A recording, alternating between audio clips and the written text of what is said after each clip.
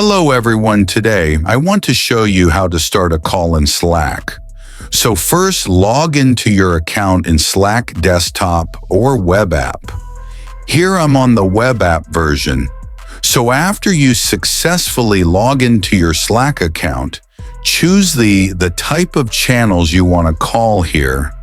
Choose the name of the channel you want to call and click on huddles here. And just click on Start Huddle. Just for example, we choose Social Channel. And that's it.